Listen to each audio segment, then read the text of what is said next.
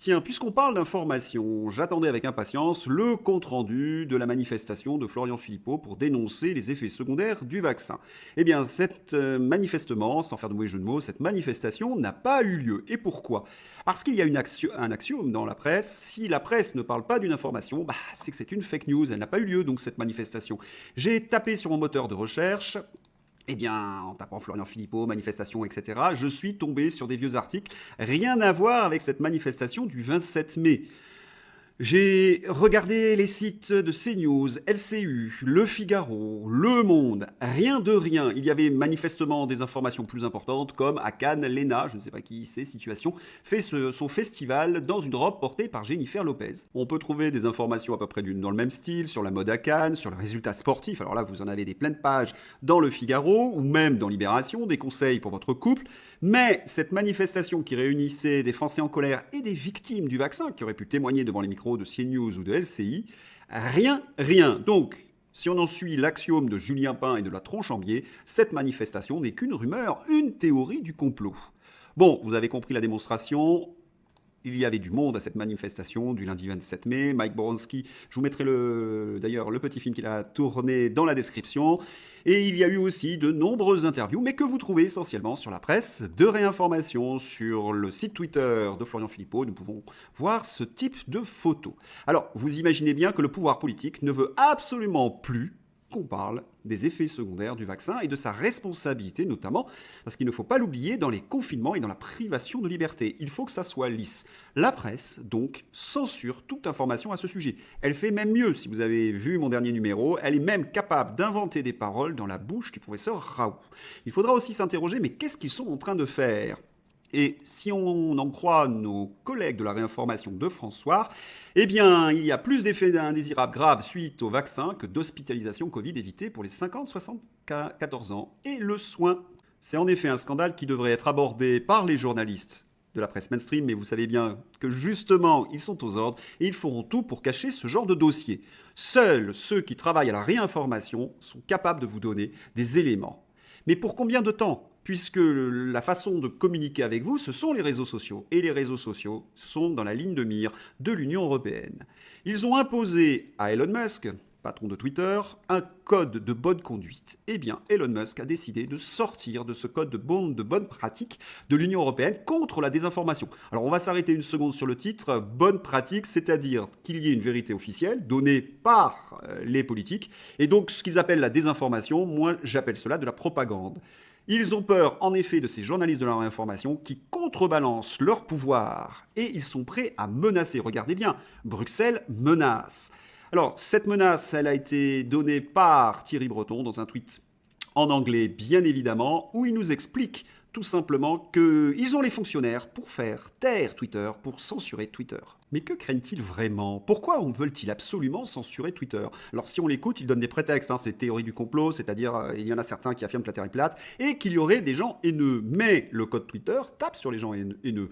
Quant à ceux qui affirment que la Terre est plate, ils ne sont pas très dangereux. Alors, eh bien, si vous suivez ces entretiens, vous savez que lorsqu'une information comme celle de Florian Philippot est occultée, nous reprenons, nous les réseaux sociaux, et nous la portons à la connaissance de tout le monde. Parfois même, ces informations font le buzz. Ils sont obligés, du même coup, soit de débunker, soit de reprendre à la une.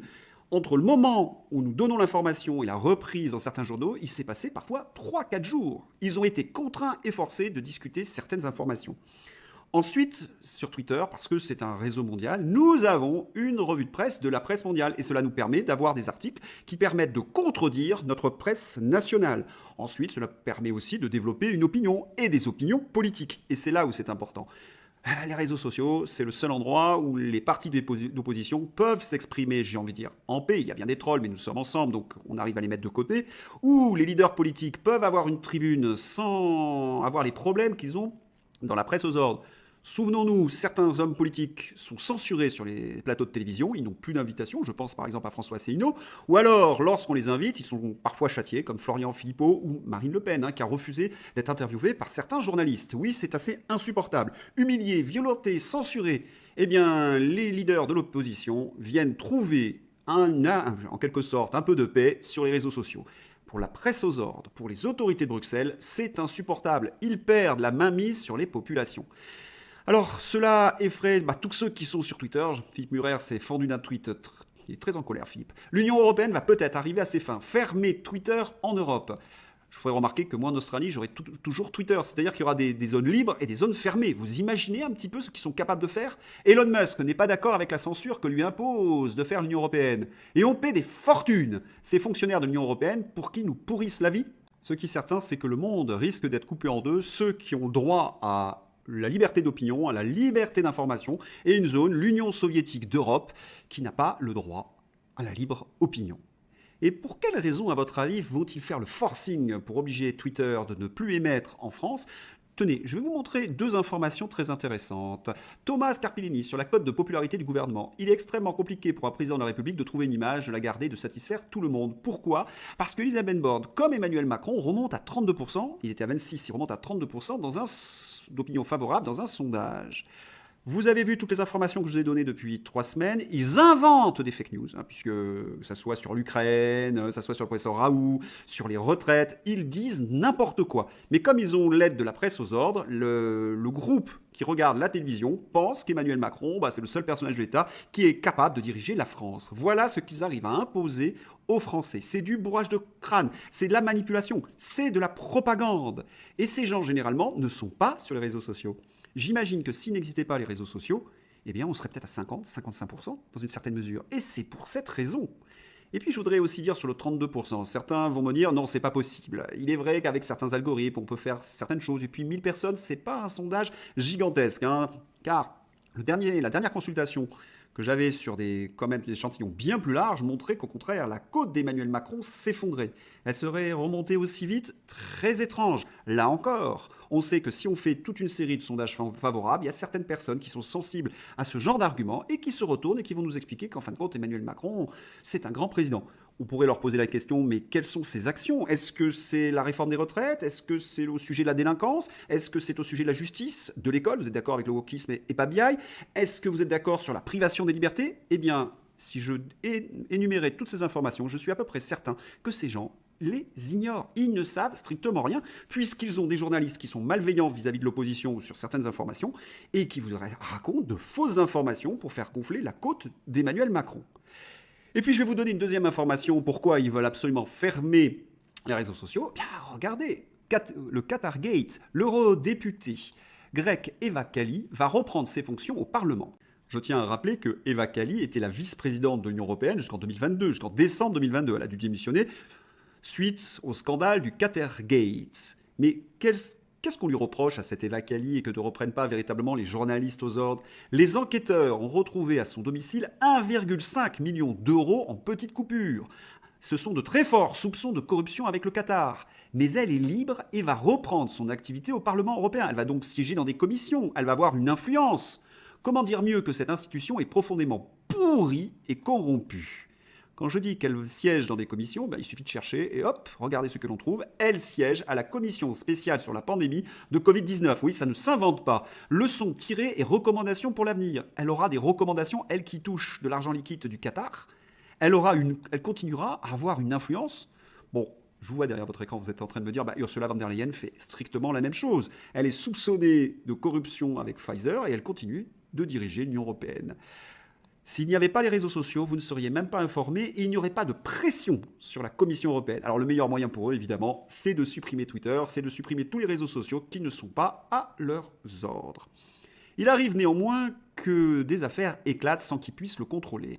Hier soir à Cannes, il y avait la remise de la Palme d'Or et il y a eu un discours très engagé de Justine Triet, réalisatrice de Anatomie d'une chute, qui a critiqué le gouvernement au moment de recevoir la Palme d'Or de ce 76e Festival de Cannes. Voyons le discours de Justine Triet. Ce pays a été traversé par une contestation historique, extrêmement puissante, unanime de la réforme des retraites. Sur le plan factuel, c'est juste, nous avions des consultations, des sondages montrant que 90% des actifs étaient contre cette réforme et au niveau national, les sondages évoluaient entre 72 et 80% contre la réforme des retraites. Cette contestation a été niée par le pouvoir politique, bien évidemment, je vous renvoie à mes entretiens, et réprimée de façon choquante. Factuellement, c'est vrai, puisque les institutions internationales ont condamné la France et ont averti Emmanuel Macron. Et ce schéma de de pouvoir dominateur de plus en plus décomplexé éclate dans plusieurs domaines. Évidemment, socialement, c'est le plus choquant. Mais on peut aussi le voir dans toutes les autres sphères de la société et le cinéma n'y échappe pas. La marchandisation de la culture comme décor, hein, c'est souvent notre dada dans nos entretiens, que ce gouvernement néolibéral défend est en train de casser l'exception culturelle française. Comment s'en étonner puisque le président ne sait pas ce que c'est que la culture française. Cette même exception culturelle sans laquelle je ne serais pas là aujourd'hui devant vous. Ce discours engagé, le seul d'une soirée convenue, est reçu par de nombreux vivats et quelques huées. Mais comment a été reçu le discours de Justine Triet? Dans la presse aux ordres, on a tendance à souligner que Justine Triet a pu tourner son film grâce à l'argent public, qu'elle est donc ingrate, qu'elle crache dans la soupe. Drôle de conception de la démocratie. C'est parce qu'elle a touché l'argent public qu'elle devrait dire du bien du système, c'est-à-dire qu'on l'achète avec les subventions. Vraiment, c'est une conception très étrange du dialogue et de la liberté d'expression. D'autres font remarquer au contraire qu'elle est très courageuse puisqu'elle s'oppose à ce gouvernement alors que de très nombreux artistes, nous l'avons vu pendant la période du Covid, se sont aplatis, se sont couchés et ont fait même la propagande du gouvernement, donc bravo à elle. Et ce qu'elle a dit, je vous l'ai montré dans la lecture, est factuellement vrai. Comment peut-on lui reprocher de dire la vérité? Et c'est grâce aux réseaux sociaux que son discours a eu toute la résonance possible. Sans les réseaux sociaux, elle se serait faite démonter dans la presse aux ordres.